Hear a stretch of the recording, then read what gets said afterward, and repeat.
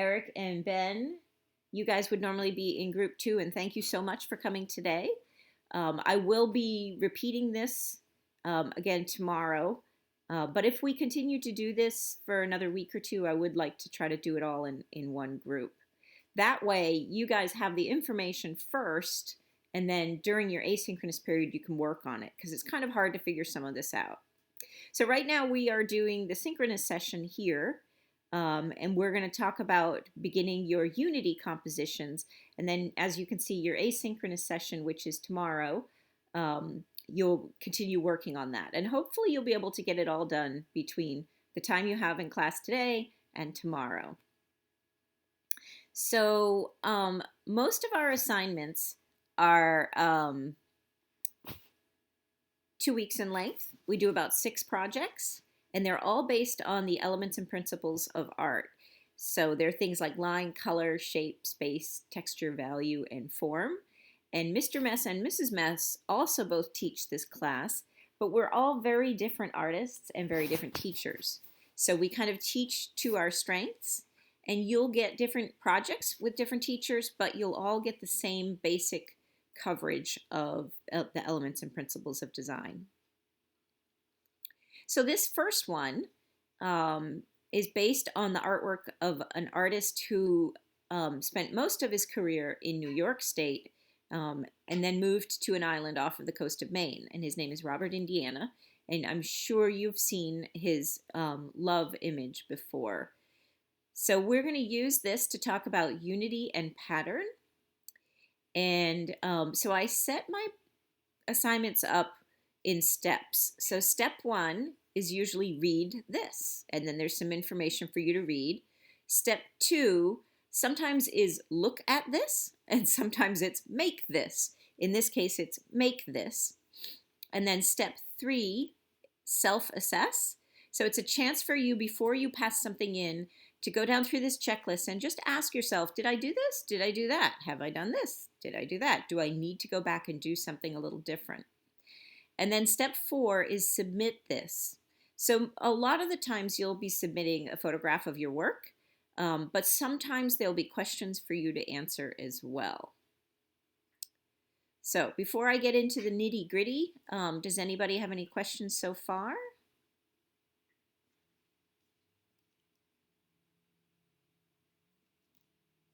Okay, I'll keep going. So you guys are going to learn about the principles of design, unity, and pattern. So unity, see if, yep, see that downloads. That doesn't help us. Unity is a principle of design that sort of, it's a hard thing to describe, but it's basically when everything looks good in a piece of art because it relates to itself. So you have unity of proximity, meaning when things are close to each other, they will be looked at as a group. If they are repeated, that often creates unity because things look like they're related. Similarity, when things look similar or when things are lined up together, that creates unity. And continuation, which is when sort of you are led from one element to another, that will visually combine things. So that will all create unity. Repetition and pattern are something we're all familiar with, but it's helpful to put it into words because it's a great way of creating unity. Like if you look over here, you see repetition, you see alignment. Those are all things that are repeated in order to create the unity. So repetition is when something happens more than once, but it can also create rhythm. If you think about in music, if you think about like the beat is what is the rhythm. It continues on. And then repetition can also create pattern. It doesn't always have to be very predictable, like this picture on the right of the arrows. You can have a lot of different things going on that also creates pattern and unity. And my analogy for that is like if you think about a piece of jazz music, the beat is not always the same, and the elements that go together are not always the same, and they don't repeat in the same way, but it still creates a pattern over time.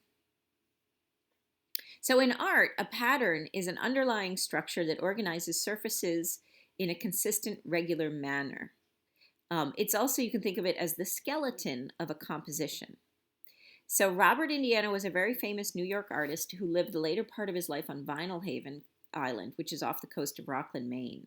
And I lived there one summer as working at a master print shop.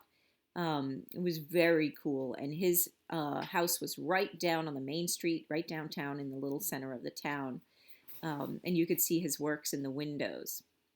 So his love painting was sort of what made him famous in the beginning, um, and it was pretty much one of the first pieces of art to be copywritten because back in the 60s when he made it, copyright of like artist creations and intellectual property didn't really exist, but his work was literally stolen and put on everything from keychains to posters to greeting cards and stuff.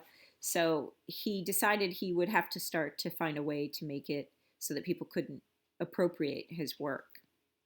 So he used words a lot. The words eat, die, hug, and air um, were in a lot of his images. Here's one right here that says eat. Um, Apparently, both of his parents died in front of him, and both of them died while they were eating a meal. So those simple words have meaning for him. So what you guys are going to do is you are going to draw or design or print out 2 or 3 letters or numbers in different sizes and different fonts. And I've given you a folder, a link to a folder here where I've just downloaded and popped in a whole bunch of different alphabets. Feel free to use those, but you don't have to. You're going to turn the tracing paper that is in your packet into a square. Well, sorry, the tracing paper that I gave you guys is already a square. So if you're using it from the packet, you don't have to do step 2. Step 3 is you're going to add a 1-inch border to your paper using a ruler. And I have a video here that walks you through all of these steps. Then you're going to trace your letters or numbers so that they touch. And this is the most important part of this assignment.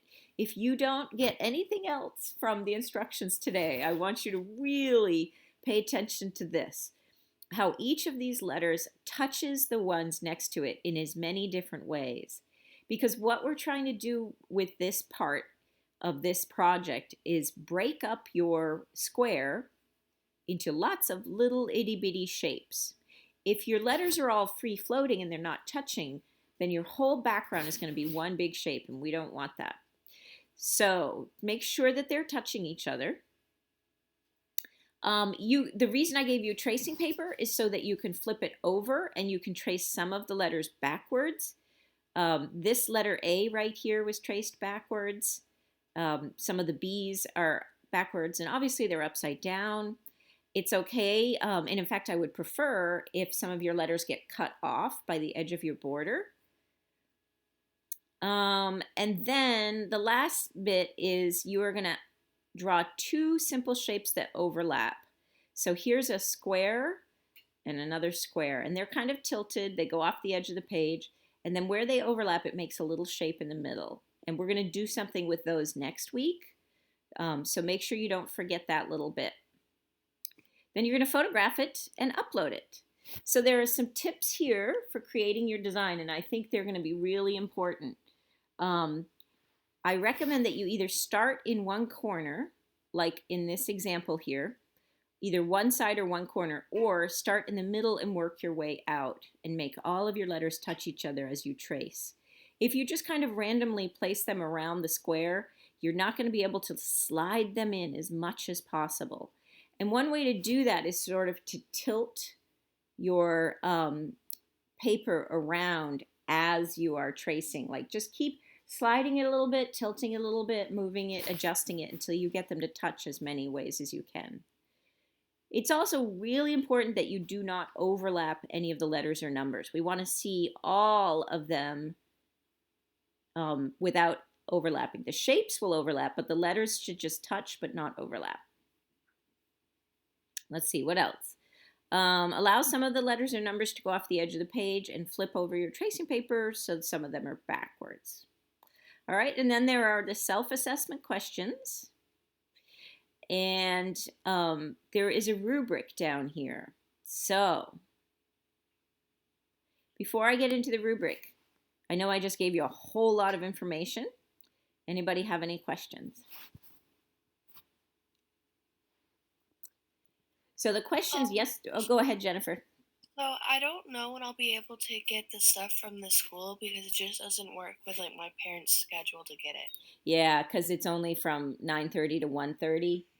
Yeah. Yeah. So, do you have tracing paper at home?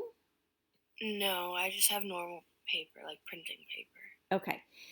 So the option is, sadly, to wait till next week and see if we are in school, and then you can get your packet then. If we are remote next week, then I think the only option would be if you really can't get to school between 9:30 and 1:30 would be to find some place to purchase some tracing paper. Okay. Um, so if that happens, if we're remote again next week, Jennifer, send me an email, and if they're not going to extend the hours of pickup for materials, I could see about either dropping it off for you or Okay. mailing it to you. Okay, thank you. Sure. Um, and if anybody else is struggling to get the materials, let me know. The packet includes colored pencils, glue sticks, a sharpener, erasers, watercolor paints, and some papers that have all been cut to size for projects for the next couple of weeks. So any other questions so far on the project itself?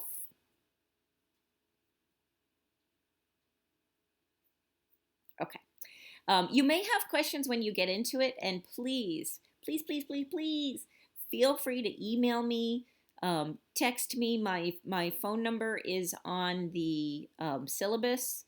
You can Google chat me. All of these things pop up on my computer, so I am usually pretty good about getting right back to people. I would rather you ask me questions as you go than run into the problem where you get partway into it and you don't understand a step and you have questions and you get stuck.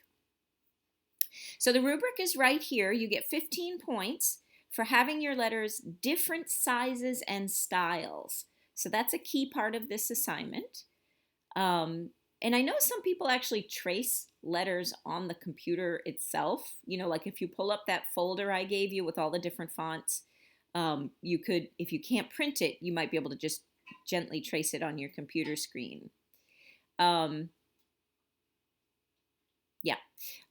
You get 5 points for having a border, and you get up to 30 points for how much your letters touch each other and having some of them flipped and going off the edge of the page. So that's kind of the big focus. And then I'll give you extra credit if you actually design your own letters, if you don't trace them or copy them from something else. So if you want to make 2 to 3 letters, I think it works best with 3, 2 to 3 letters of different sizes, shapes, but they've got to have, you know, a thickness to them because we're going to add color later. And then one last thing here on submitting them. If you haven't submitted photographs for other classes, or even if you have, I really encourage you to watch this little video on how to photograph and upload your art. Because I have to grade it, even later on in the trimester when we're back in school, if you're doing things in class, you're still going to be uploading pictures of them. So they're still I need the highest quality photos you can give me. So there are some tips on how to do that. And if you're using an iPhone and the default is an HEIC file, which is high efficiency image capture is what that stands for. You will not be able to upload that to these assignments. It will give you an error message. So you have a choice. You can either change your iPhone setting to be JPEGs on the camera, or you can take the photos and upload them to your computers and alter them to be a JPEG. Canvas doesn't allow me to preview a HEIC file, and so that's why I can't accept them that way. So my recommendation for you guys is if you have your materials, and you can start now, I would watch this video. It's about 9 minutes long, but you can skip through the first part because it's just showing you how to make your paper into a square. You can start where it's showing how to do the border and then how to trace the letters. And that's all we're doing for this week. Next week we will add color. So, how can I help?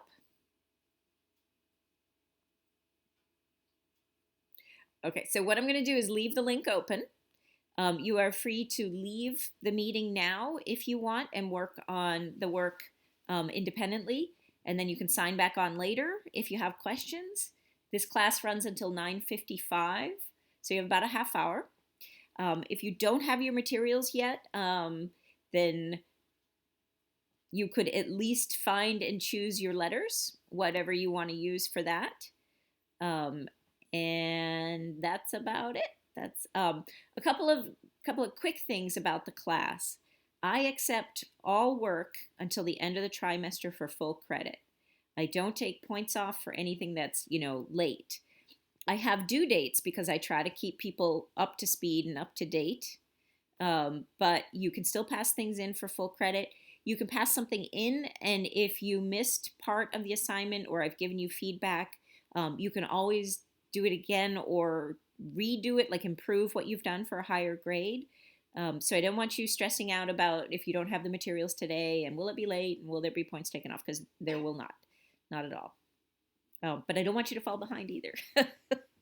Okay? So if you are all set, you are free to sign off, or you're also free to stay on and work for a little bit, and I'll be right here.